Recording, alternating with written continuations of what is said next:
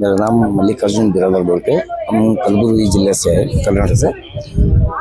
इधर क्या है बोले तो आज हमारे को ये बेलगाम ये अधिवेशन में आया, सो बात क्या है बोले तो कर्नाटक ग्रामीण अभिवृद्धि ಮತ್ತು पंचायत राज इलाके वो ग्राम पंचायती हर एक पंचायत में एक लाइब्रेरी बोल के जमा करे से सरकार। बट क्या हुआ बोले तो हमारे को मिनिमम वेजेस 2023 में जारी करे सो है।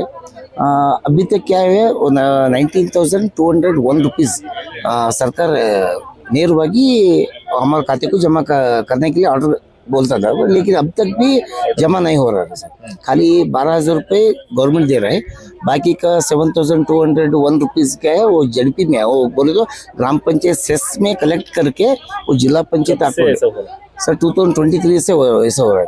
अभी बोले तो हर जिला में 14 महीना 15 महीना और एक 1 साल का अभी बाकी का व्यत्यास बोलते हैं कन्नड़ में, वो अब तक नहीं मिल रहा है हमारे को।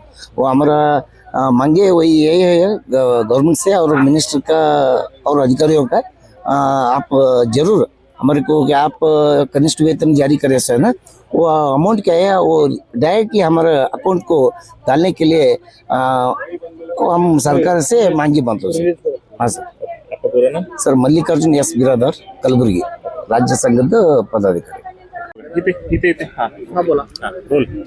नमस्कार, मी मधुमती मनोहर पाटील ग्रामपंचायत आरोग्य केंद्राचे ग्रंथपाल म्हणून गेल्या 18 वर्ष मी काम करत आहे। सरकार 2019ला पंचायत राज्य इलाख्याला निर्वहणीचं काम घेतलेलं आहे। त्यांनी घेतले निर्वहणीचं काम पंचायत इलाका, कारण का ग्रंथालय इलाकडे तेवढा पैसा नव्हता। ग्रंथालय डेव्हलप करण्यासाठी त्यांनी ग्रंथालय हे इलाके पंचायत राजला वर्गावणे करून घेतले, पण सुधारणा करून घेतले ग्रंथालय। म्हणजे मुलं येत नव्हती वाचायला, वेगवेगळ्या ॲक्टिव्हिटीज करून मुलांना वाचनाला आणण्याचं काम केले। कॉम्प्युटर्स नव्हते, बुक्स नव्हते, रॅक्स नव्हते, खुर्च्या नव्हते, सगळं त्यांनी वाचनाला काय पाहिजे त्यांनी सगळं डेव्हलप केले। पण ग्रामपंचायत लायब्ररीन्सना काय पाहिजे त्यांनी अजूनपर्यंत विचार केले नाहीत। पण सरकारचा एक प्रयत्न होतं की आम्हाला पण सगळ्यांसारखं कनिष्ठ वेतन मिळावं असं त्यांचं प्रयत्न होतं। त्यांनी आम्हाला 12,000 मानधन आणि उरलेलं अरियर्स लायब्ररी शेअर्समधून द्या म्हणून असा आदेश केले, पण तो अरियर्स आम्हाला वेळेला मिळत नाही। मग आम्ही पण सगळ्या सरकारी नोकरसारखं आम्ही पण एक नोकर वर्ग आहे, आम्हाला पण सगळ्यांसारखं वेतन मिळावं आणि आमचं पण कुटुंब आमचं पण परिवार आहे असं मी सरकारकडे विनंती करत आहे की त्यांनी आम्हाला आमचं व्यवस्थित आमचं कुटुंब चालावं ह्या उद्देशाने विचार करून आम्हाला आमचं जे काय मागणी आहेत त्यांनी आम्हाला मिळून द्यावं। काय म्हणजे असं हो 60 वर्ष आम्हाला नोकरी आहे, कायमातीमध्ये आम्हाला काय कुठले बी अजून त्यांनी हे दिलेले नाहीत, म्हणजे सुविधा दिले नाहीत त्यांनी।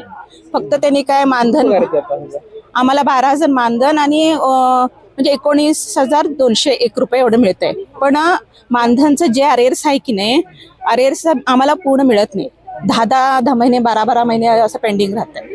त्यांनी लायब्ररी सेन्समधून आम्हाला अरेर्स घ्या म्हणलेत, पण लायब्ररी सेन्स तेवढं जमा होत नाही ना। प्रत्येक ग्रामपंचायतला हां, प्रत्येक ग्रामपंचायतला एक लायब्ररी आहे, प्रत्येक ग्रामपंचायतला एक लायब्ररीयन्स घेतलेत त्यांनी।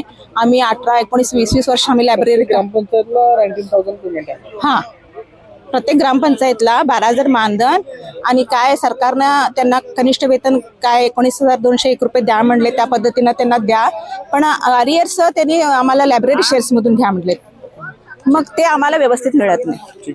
आम्ही काम करायला तयार आहे, मुलं पण येत आहेत, मुलांचे डेव्हलप पण होत आहे, पण एवढंच की आम्हाला आमचं कुटुंब चालावे ह्या पद्धतीनं आम्हाला वेतन मिळावं असं सरकारकडे विनंती आहे।